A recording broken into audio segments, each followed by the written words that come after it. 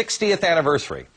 You know, it's really easy to be friends with people who are popular, but the test of a true friend, of a trusted ally, is standing beside somebody who's wildly unpopular.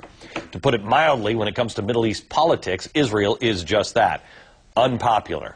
But they continue to be our strongest, most essential ally in the region, and we need each other now more than ever before. Iraq is still struggling for stability, Iran continues to grow as a threat to the whole world, and Israel is an oasis. For 6 decades, they have proven that a nation can be passionately devout and democratic. Ideally, other countries will abandon their terror and violence and follow Israel's example.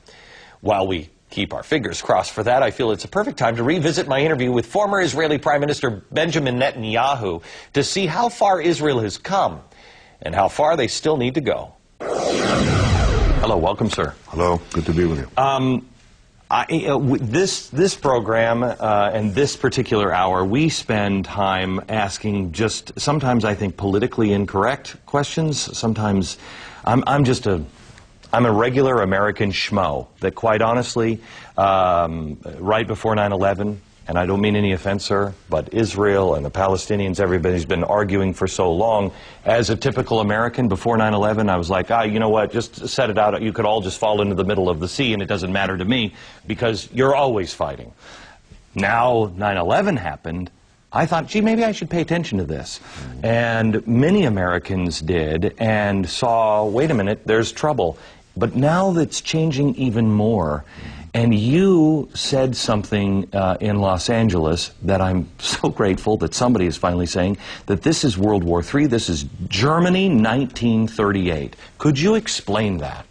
Iran is Germany, and it's 1938, except that this Nazi regime that is in Iran, it's a religious kind of fanaticism, but it wants to dominate the world, annihilate the Jews, but also annihilate America. Remember, we're the small Satan, you're the big Satan. Right. We're just the first way station en route to you. So there's this fundamental fanaticism that is there.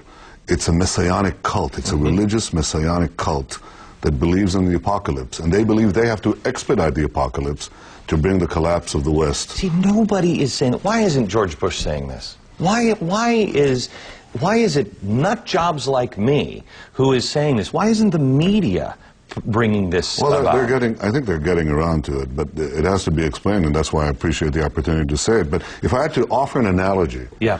You know, Glenn, I was looking for an analogy to try to explain to Americans what it is that is so dangerous about Iran acquiring nuclear weapons. You remember that those crazy people in Waco, Texas? Yeah, David Koresh. David Koresh? Yes.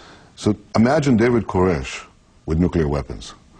Imagine David Koresh not with hundreds of followers, but millions of followers with nuclear weapons, wanting to obliterate America, wanting to obliterate America's allies, wanting to take over the world's oil supply. If the lunatics escape from the asylum, that's one thing. But if they can get their hands on nuclear weapons, that's another. And this is that kind of cult. It's the cult of the Mahdi, a holy man that disappeared 1,000 years ago. And the president of Iran believes that he was put in here on earth to bring this holy man back in a great religious war between the true Muslim believers and the infidels, and millions will die in this apocalypse, and the Muslim believers will go to heaven. That's dangerous if they have nuclear weapons to realize this fantasy. And that is where the world is coming to. Now, people said that of Hitler in the 1930s. They said, this man has a mad ideology. Very fanatic, very dangerous, and if he gets his hands on military power, he would use it.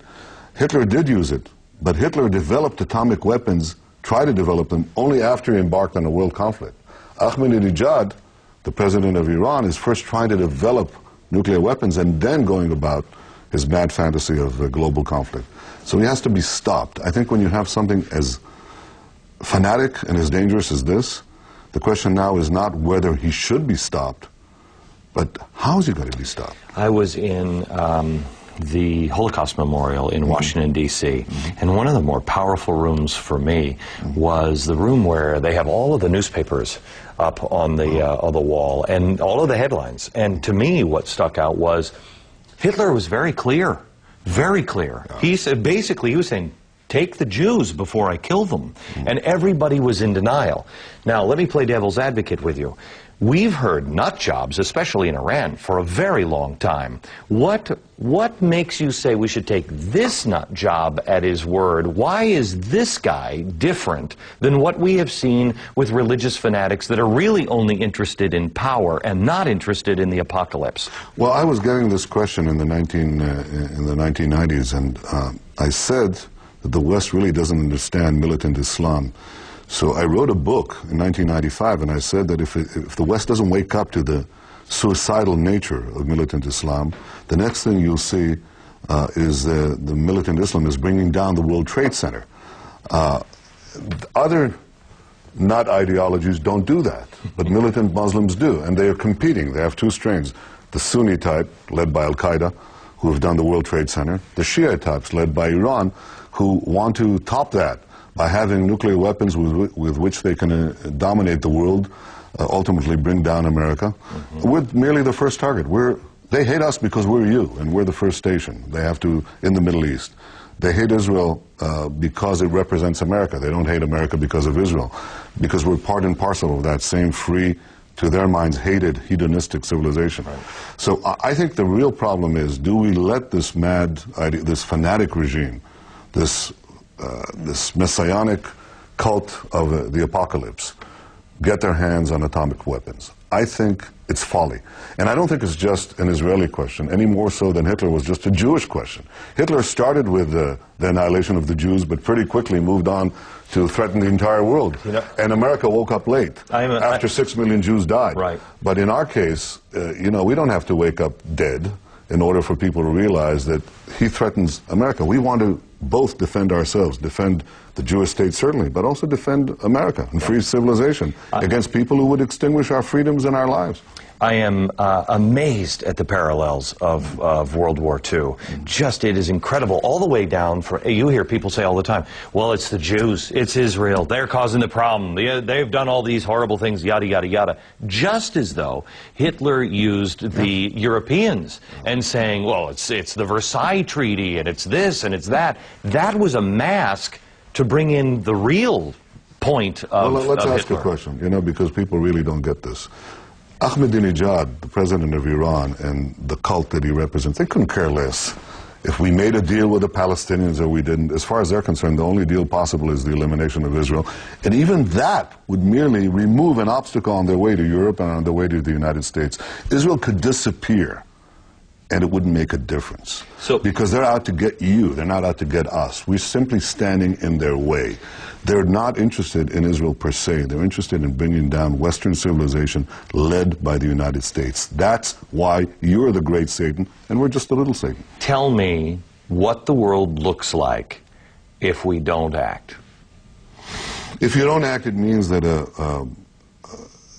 it'll be the first time in the history of the world that a totally unstable, globally mad regime will have atomic bombs and the means to deliver them. This means, A, that they will dominate the Middle East very quickly. They will make the Persian Gulf an Iranian pond. They will control the world's oil supply. And they will probably use the weapons first against my country and then to intimidate or threaten Europe. They want to control the world. Now, eventually they'll be brought down.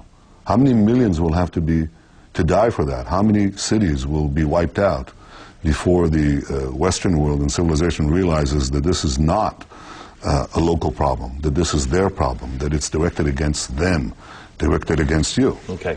When we come back, we have to take a break, but when we come back, I want you to answer my father's question. My father told me on the phone a couple of weeks ago, you know what, we're the United States of America. Nobody can defeat us. Stop. It's not that big of a problem. And the second thing I want you to address is, how long do we have before we are right on the front lines? Back with Prime Minister Benjamin Netanyahu in just a moment.